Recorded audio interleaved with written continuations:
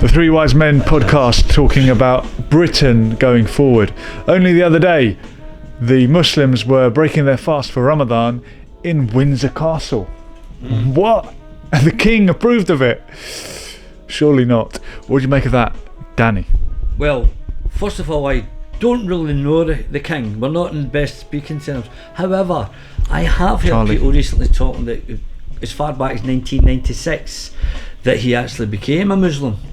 Now, I don't know if you've heard this, but yeah, so there is a theory out there that indeed he already is a Muslim. I did hear that he had taken Arabic lessons so that he could read the Quran. Why doesn't he trust the people who translated it? Good question, yeah, good point. Big Phil, how would you feel if the defender of the faith became a Muslim? Now we get down to religion, now we get down, what, that feeling? Yeah. To be honest with you, I've never really seen the king as the head of the church.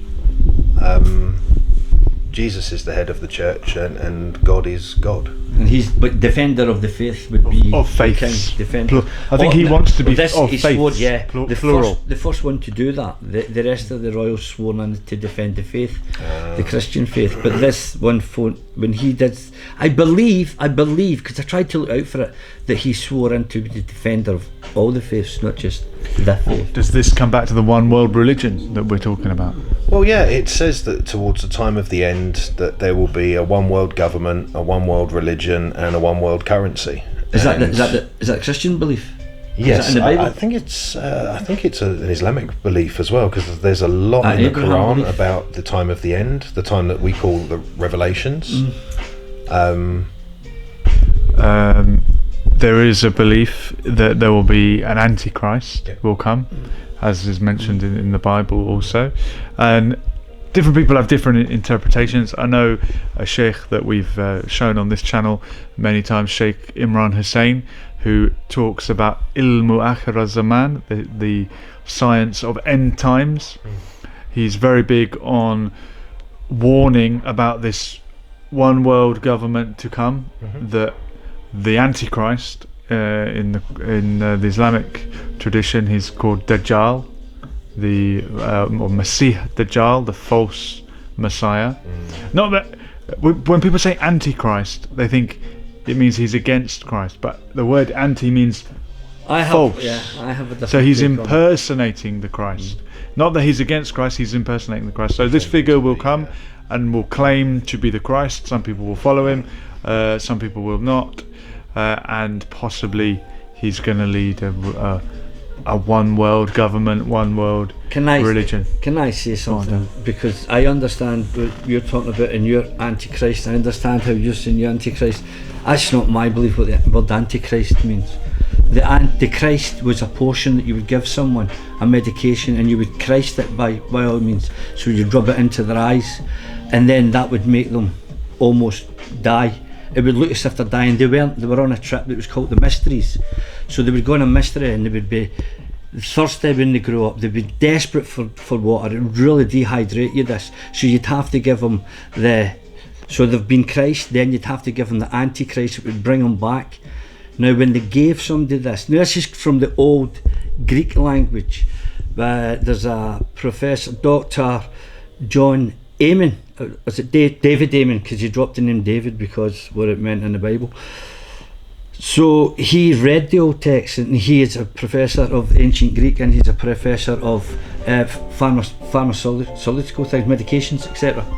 So he tells us the word Christ actually means something you give someone, a medication, and Antichrist is something that takes them out. I more believe that than the Antichrist and what you were discussing. So I understand what you are saying, but I would like you to also take on board, this is my belief on that. Absolutely. I mean, Christ is the Greek for Messiah, which is the Hebrew for anointed one. The one who was anointed with oil, chosen to do something. I don't know if they actually ever called him Christ. Well, the Christians were about before he was here. Before the person we're all talking about was Jesus of Nazareth. Christians already was here. The Christians really means the way. So it's not what you think, and if that's a surprise to some people, then fair be it. But Christians were here before the man that we now call Jesus Christ was here. Because in the original Aramaic and Hebrew, he was known as Yeshua Mashiach, Jesus the Messiah. So Messiah being a title and Yeshua being the name, right? Yeshua being the name, Messiah, Mashiach meaning the title. Yeah. Here's Christ etymology from the Greek, anointed one; Hebrew, Messiah, anointed one; Latin, Christus; Old English, Christ. In ancient times, anointing with oil was a ritual signifying divine selection for kingship or a sacred role. In Christianity, Christ refers to Jesus as the anointed Saviour. And I believe if you use that literal translation, other figures in the Bible, Solomon, I think possibly David as well, were also referred to as Messiah or Messiahs. The word will be in there because they were anointed and chosen. At the same time, I'm speaking about, for instance, if there is a channel, Lady Babylon, where this professor of ancient Greek, not Greek now, it's not the same language. He tells you a complete different spin on the Bible, complete different spin. We've passed the religion stage, unfortunately, but so I'll slowly try to get us back on track. So we are discussing how we move forward now. Am I right? It's Britain. Well, Britain going forward. Go forward. How can we go forward? And so my belief is how in Christianity I don't mean it.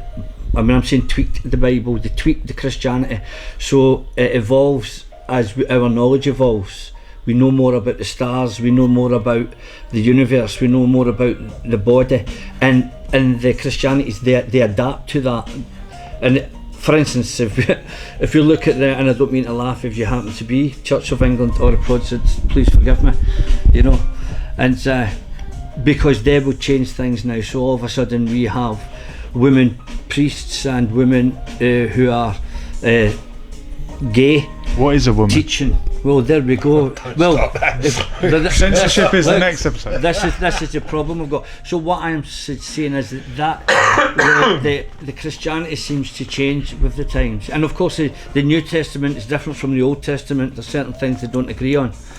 And of course, but the Muslim ones, in my opinion, I might be wrong, but I don't think it ever changes. They don't want to change anything. I think there's a resistance there in the Muslim religion to change. And are you aware that Christianity has changed their beliefs over the years in the way they see things? The way I see it is that when Jesus came along, things changed then. So from when the original Old Testament was written many thousands of years ago to more modern day New Testament, which was obviously about Jesus and his life, I think things changed because of him. I think that's the whole point. I disagree, and I disagree because look at it politically what's happening now, because with everything that goes on now with the transsexuals and all this, I know it's not, I'm not very woke, I do apologise if that's your religion, but you cannot say Christianity is not changed in the last 10 years, never mind anything Man else. has changed his religion, yes, but God hasn't changed and neither has Jesus. So if they want to change things... I get you, but God, we believe it, is not here to defend himself, and I'm not... I don't think God needs to be defended by me. He's... Well, I don't think... I get you. Vastly more powerful. So, back to the question, so how does Britain move forward? You seem to be a little bit resistant. It has changed. That definitely has changed. Oh, no. I'm not saying it hasn't changed. I'm just saying so that here's the plus truth for you. Doesn't change. Here's the plus for you, for religion, your religion. I don't believe the Muslim ones changed, and I think that's where the problems is arriving in this country, because I don't think they believe they can change anything. Now, I personally have the Muslims that I know are not like the Muslims I read about in this book, the Quran. When I read it, they don't think like that. So if they don't think like that, why don't they just change it? Why don't you just say, well, that's irrelevant now, we don't need this anymore? You can either try and change your life to fit how it was 1,500 years ago, live like that, like some people try to do, or you can take the book, take the wisdom from the book, and apply it to your life now. We don't live 1,500 years ago. There's some things that do not that don't apply at all, and there's life has moved on, and we have the different technology. I think every believer, Christian, Jewish, Muslim, whatever you are, you should apply the wisdom to where we are today. We've come a long way. The slavery is permitted in the Quran. No one should be practicing slavery today, because slavery was practiced at the time. If someone took prisoners of war, you could enslave them, and if someone does that to you, you can do it to them. That was for the time. But if that's no longer being practiced, then you shouldn't do it, because no one's doing it against you. And one of the best things you could do to make up for sins, if you've done something wrong, you could give charity, fast, free a slave. Freeing a slave is a way of making up for bad things that you've done. So as time went on, we as societies gradually became better, and we no longer practice slavery. And I think religion helped that to happen gradually. Very unfortunately, there are places in the world today where slavery does happen, and there are people working in factories that are basically slaves. But I think everyone can look at that and acknowledge it's wrong, and apply the wisdom and the morals that would get us away from living like that. I agree with you, and I don't want to hear, and I apologise if you thought I wasn't really picking on your religion. I'm really not. So if you go back to the First Testament, then they're talking about slavery in the Bible. You know, they'll talk about it. You know, I thought it was great, but nowhere in the Bible does it say that. As far as I understand, does it clearly state that that slavery is wrong? I mean, No, this is what I'm saying. In the Bible, and you have the Old Testament and the New Testament. In the Old Testament, it was thriving, you know, slavery. And they moved along, okay, and we had what we call now Christian. So let me get this right. The Second Testament is basically Christian. The New Testament. Yeah. It's basically Christian. So they adapted that, and then again today it's still adapting. So, and I'm hearing from you an openness to sort of saying, look, we have to move along from things. So how can Britain do it? How can we move along in Britain like that? I think people in Britain are very scared that they're going to lose their identity, that they're going to lose their culture, that they're going to lose their history. Fear. It's fear. Of course it is. It's, you know, when something new comes along, especially with the perception that people have of that new thing. I think the difficulty that people have with the perception of Islam in the United Kingdom is that they are very much worried about, I guess, some of the more, should we say, violent surahs in the Quran, which talk about killing the infidel, killing the Christian and the Jew, and these things. Any I believe personally that any religion that tells you should kill somebody for any reason is wrong. Is there any reason to kill anybody? No. Ever?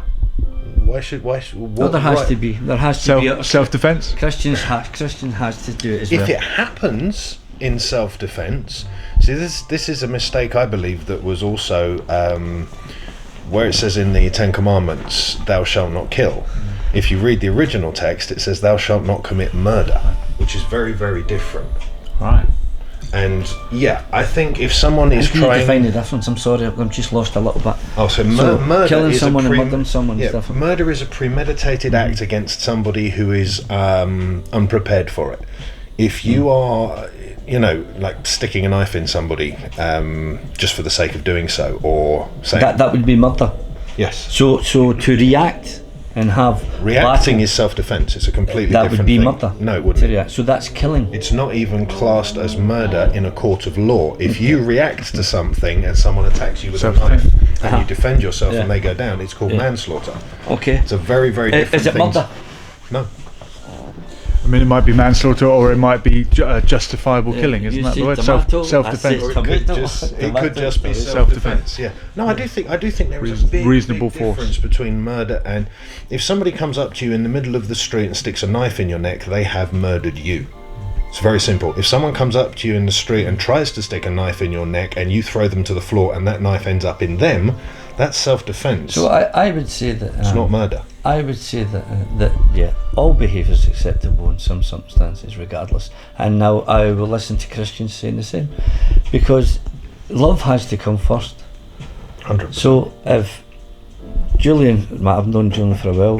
To me, he is a lot of brothers, like family. I've got a lot of time for Julian, and if I saw someone coming at him and his family with a knife running at him, You'd stop them. I love them. So that love has to overdo that. So yes, they may have to, I might have to end their life if I have to. If I had to shoot them, if I had a gun, it's either that or watch someone I love get destroyed.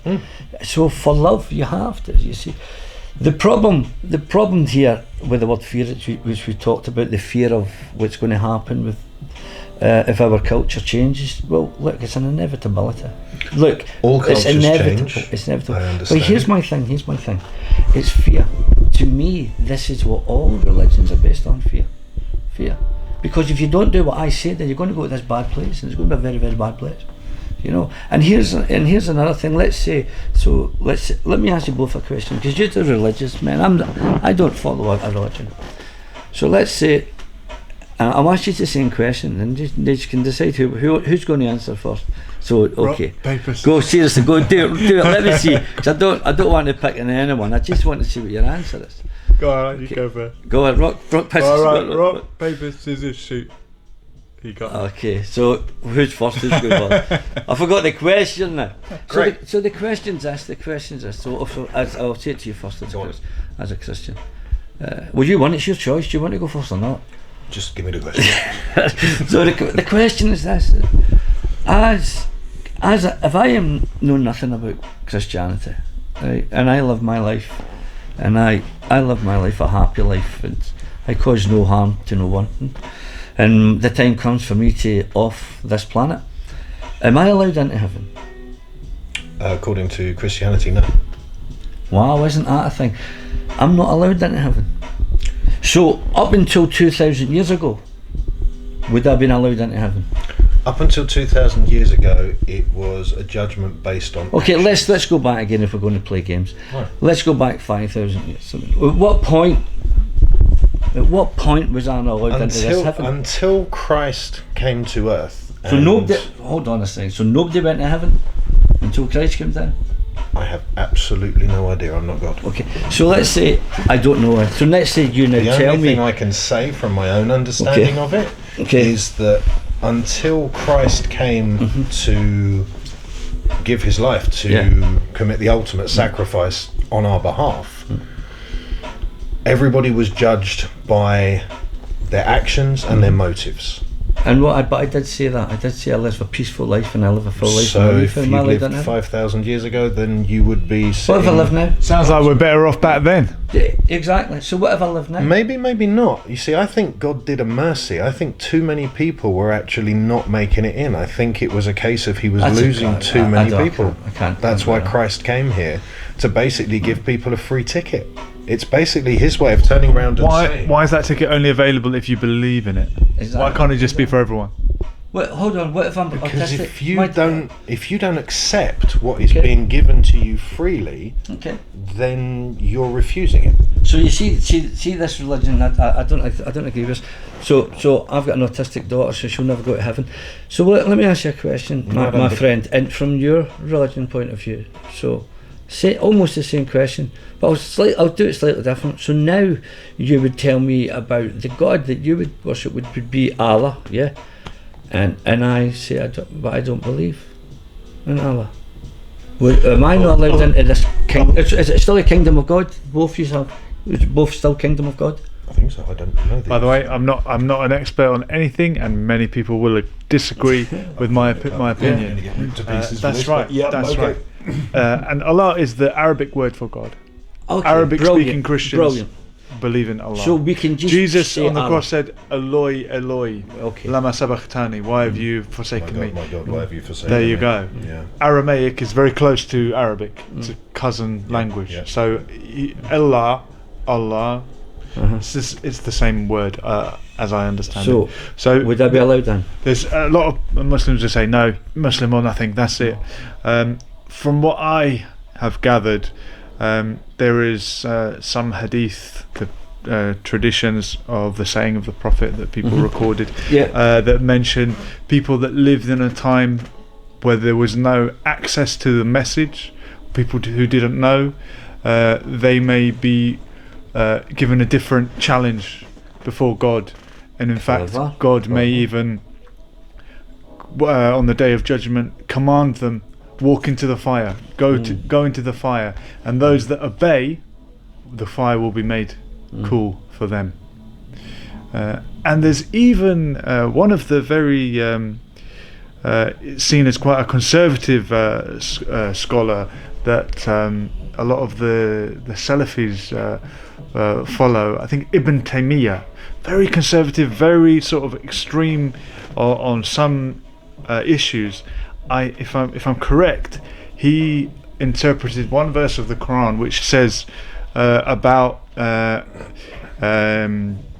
those destined for hell, that inna fiha khalidun, they are there forever, eternally, unless God wills something else, which is sort of leaving this door open that, you know what, maybe even because God's mercy always outweighs his wrath, that even people that are in hell after 100 years, 1,000 years, 1,000,000 years, there's hope for them to be taken out of the hellfire. And I believe that is a view that comes from Ibn Taymiyyah. That's actually something that's in the sort of non-canonical texts as well. There's a really interesting text called the Book of Nicodemus, which is one of my favourite biblical books of all. It's amazing, 25 pages, but it documents Jesus' descent into hell after he died.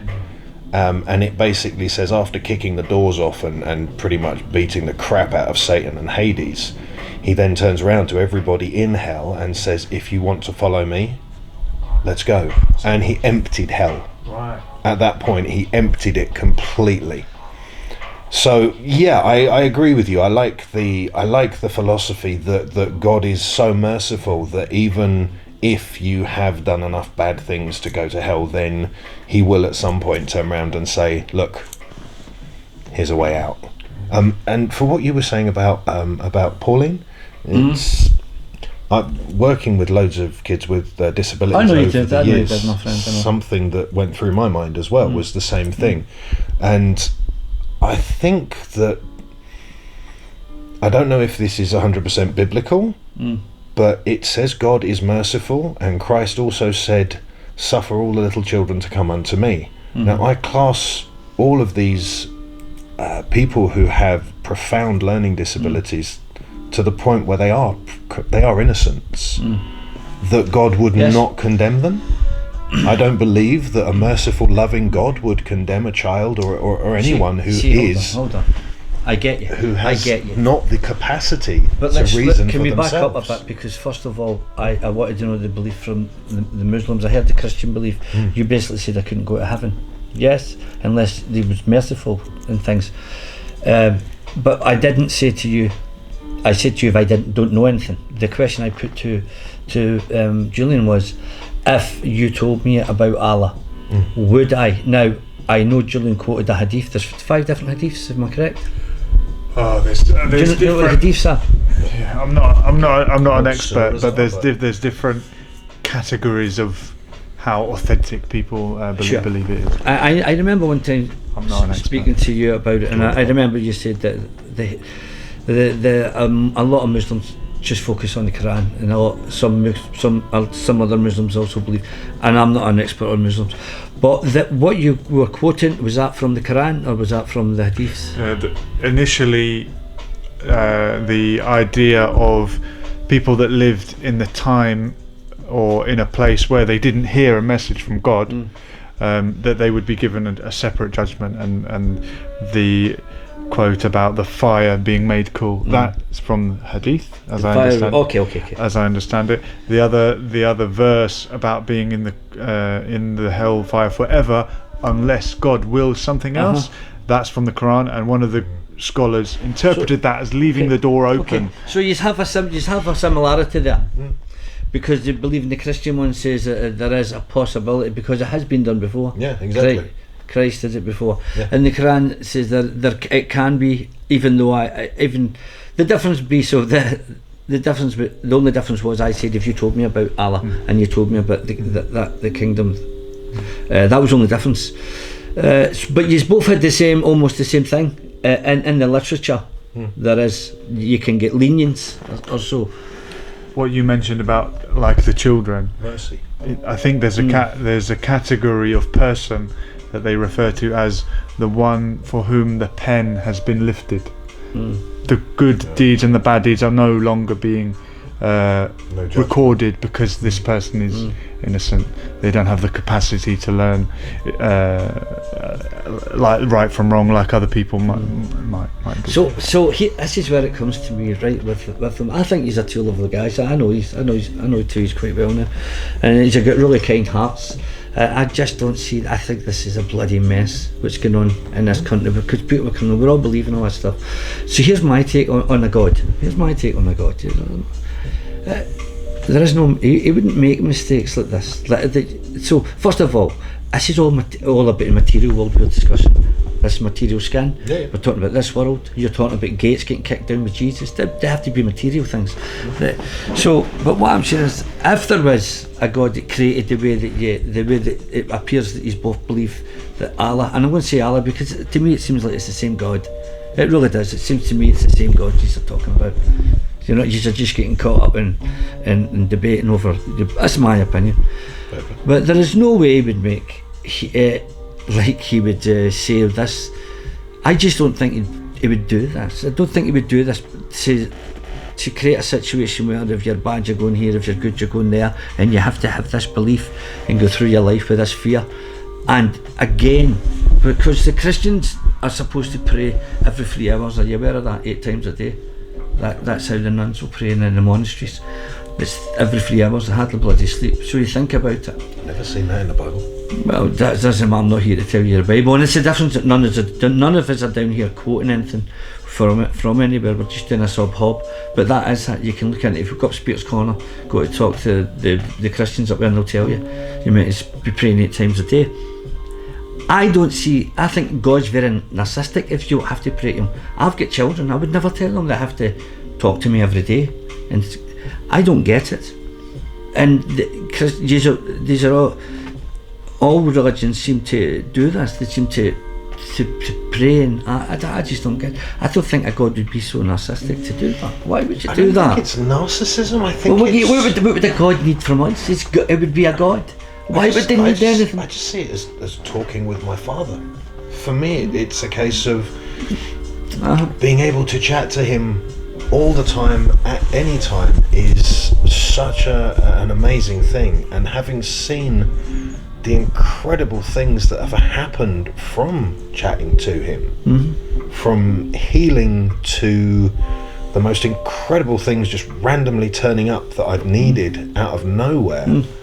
After saying, Father, I could really do with XYZ, to pay the bills tomorrow, or to have some food or something like, and then suddenly someone will come along and it'll be bosh, and then the way I see it. So to you that's God, but some other people it's a law of attraction. I know. And people will interpret it in many different. But for me, it comes to a case of. But why would a God need you to do that? I understand you saying that, because the God that I have in my head, I can say things like that. I do every morning. See, I have gratitude, but I don't feel as if I need to do it. You know what I mean? I don't understand why it have to be written down. You've got to do this. I don't think. Why would God say you've got to do this?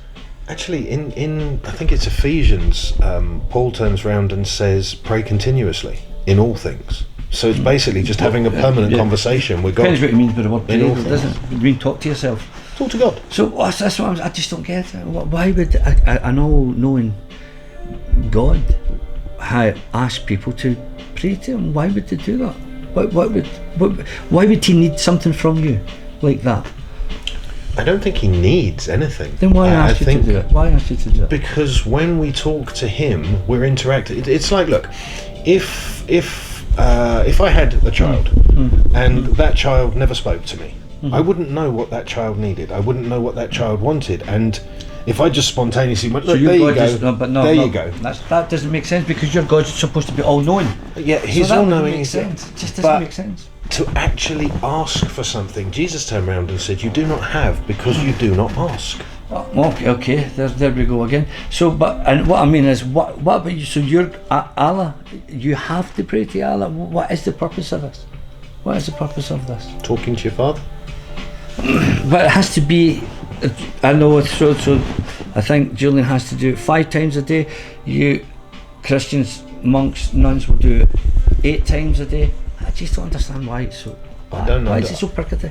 I don't know about the certain number of times and stuff. You see, for me, I think one of the greatest things that Jesus did was get rid of a lot of ritualistic nonsense that doesn't achieve anything other than consistent repetition of things that have no longer any meaning. So when he came along, he turned around and said, you've heard it said in the past, an eye for an eye and a tooth for a tooth. But I say to you, love your enemies and pray for those who hate you. So he actually took a lot of the old ritualistic ways and threw them away and turned around and said, look, it's not about that. It's about loving each other. It's about caring for one another. Okay, common ground. Can you find something that is similar? I'm sure I've found something similar in the Quran. Do you have to go to jiu-jitsu? That's my choice. But there's no king of jiu-jitsu. Do you have to wear a gi when you go to jiu-jitsu? Do we have to line up? Do we have to bow? Do we have to go every Tuesday? Does the moon have to go around the earth and the earth go around the sun? I think it's in our nature to have patterns and routines and maybe rituals. And I think without that, you're going to be living in chaos. I think praying 5 times a day or once a day or continually throughout the day will save you from being down the bookies every day or drinking every day. I think we are programmed to worship something, and if you don't worship God, you will end up addicted or worshipping something else. And I think what some people find in the Quran, you found in meditation and jiu-jitsu, you found it in the church and the Bible. Well, it's the same thing. Good. So and if it's a good, pure thing, yes, brilliant. Right. Go with it. But if it's destroying you, I'm addicted to sugar. I'll admit it. I'm trying to fast and stay away from it, and then not go back to it in the night. But it's going to help me get over that addiction. We're all going to be trapped in some pattern of worship, and it's best to be. You okay with that? On a spiritual path. Yeah, I don't see why not. Okay, but you don't have a specific ritual for praying? I pray every morning. The first person I talk to when I wake up is God. And the last thing at night? And last thing at night is Jesus. So as a minimum 2, and then as in... So you all throughout the day. Some people need rules, and some people naturally are inclined to do it anyway. Okay, so thinking on as I'm thinking about schools, because what you're saying, if people don't have a ritual, something to do, see, and I agree with, I like that. I like rituals. I have my rituals that I do every day. Every single morning I follow the same rituals, and I think they'll be common ground. I don't need all the rest of it, but what common ground can we find from this? Now, one thing that I do like about the Muslims, not one thing, because there's actually lots that you can pick. The fact that they're not supposed to, but I have been to some places where they certainly are, but they're not supposed to drink, not supposed to smoke. I think these are good things to teach these to kids. So there was some good things you were talking about. What would you do if you don't have a ritual? However, I don't think for me, I don't think we have to tie it into our religion. That's just me. I don't think it has to be tied. I think teach good habits, but I think civilization, we've moved on a lot now. Western civilization has moved on down a lot, and I think the problem we're looking at here is we're now taking so many people are coming abroad who are more from societies that are more sort of tribal. Some of them are tribal, and they're coming into a Western society that's had a different belief, very Christian, without a doubt. It's very Christian, and some of the Christian beliefs I have no problem with. although I don't like to follow the religion. So now, how could, as a society, what do we agree on? Do we agree we should have rituals? No, what I think is we have to have some kind of common ground, and we have to have some kind of understanding, because I believe that what's happening is planned. I believe that we are being set up deliberately to fight against one another. Oh, but that's, I agree with you. Okay, it's different, but I agree with you. I agree with you. Yeah, the oligarchy, I'm with you. I believe that, the oligarchy, call them whatever you want. There is definitely a plan in place to flood Europe with as many Islamic immigrants as is humanly possible. I don't think it's just Islamic immigrants as well, God, but I think use the news and journalism and other things to set them against each other, and always have the most riotous voices in the media shouting against one another, and show these continuously to people in order to wind them up and then set them against one another. Because once you create that, then you have a huge conflict within a country, and they come in, and we just end up with more laws, more oppression, and more subjugation of the populations. So I hear what you're saying, and I agree with what you're saying. And we can look back at Britain's history. We've always done that. What we've done to the Irish, you know what I mean, in the 1560s, and black people, weren't allowed certain things. So we've always sort of done that. There's someone else pulling the strings, that is for sure. So there was a book by a Frenchman. It was never ever translated into English, and it was like population replacement. The replacement, how they're going to replace the population, and for sure. But it's not the fear for me, and because this is what I think will happen. I think that the way we're going now, it will not be a Christian Britain anymore, because it will go the other way. So it will end up more than likely being Muslim. I'm looking 40-50 years down the line. That's the way I see it. But then what will happen, everything will change, you see. And it's like you may think that it's going to work out in your favour. So I may say, okay, I'm going to become a Muslim because it looks it's going to be okay for me. But then what's going to happen? What's the plan for the next 50 years down the road? What are they going to do? This is how. Well, then they'll just flatten the whole of Britain. I think she's flatten it all and say, oh, we had to move on. So I think we have to find common ground. We have to find common ground so that we can live together. Or what I don't know if this Abraham, I touched on it earlier, this Abraham religions all coming together. I would. If Christianity, Judaism and Islam, how would that come together? Is that possible to come together? So that they can stop so much of the separation? Or we'll just eat each other? I don't know. You see, I don't see that there's any need for violence when it comes to any of it, and that annoys me, the fact that people believe that because someone believes something different than you, then you should be violent towards them. That to me is insanity. Because somebody has a different belief doesn't mean that anyone should ever. Bad time. God's angry. Be violent towards that other. I think it's just the wrath of God. Physics. The beautiful buildings can't collapse. Oh, that's it. 3-4 speed. Beautiful. Yeah, I just don't believe that people should be violent towards one another because someone has a differing belief to what you do. And forcing someone to try and believe something that you do as well is also something that should not be done. People will come to an understanding of truth by themselves and in their own time. But I don't believe that amalgamating Judaism, Islam and Christianity will be. I don't think that'll have a positive outcome. I don't know how it would be done. I don't know how it would be done. I don't see how it would work because there are so many... But the history with the Christians and the Muslims, I know it's not used, you're perfectly nice lads, nice men, but the history between Christian and Muslims is terrible. I know. I mean, the Crusades was that's what that was about. Going in and going after, getting all the Muslims out. They would say to you, so the Christians would say that we were called to go and get rid of all these Muslims. The Muslims would say it a different way. Oh, then you know what I mean? So their history's terrible. Yeah. Now in Isleworth. Look at the Ottoman Empire. Well, look, now in Isleworth, we've got a new Muslim place opened up. Mm. Now I can hold my breath at that door and walk into the church across the street. So how's that going to work? This is the problem. They've never got on. So unless we fix it, unless we look at the people who study these old books, they get their heads together and say, look, what are we going to change? How are we going to alter this so that we can live in harmony?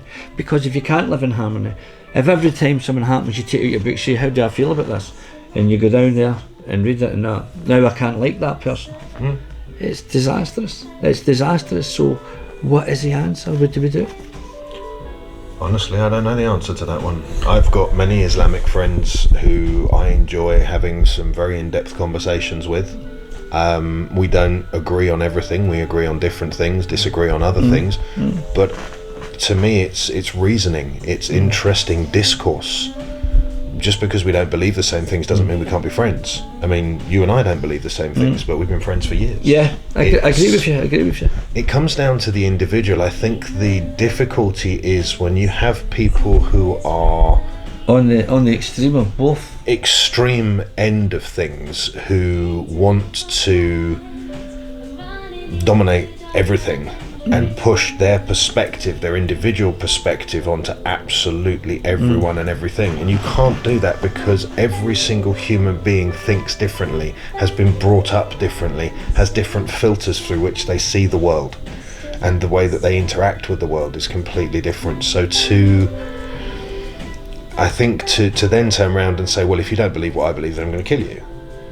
That extreme nature of things is, I don't even believe that's what God wants. I don't think God wants anyone to go around and say, believe what I believe, otherwise you're dead.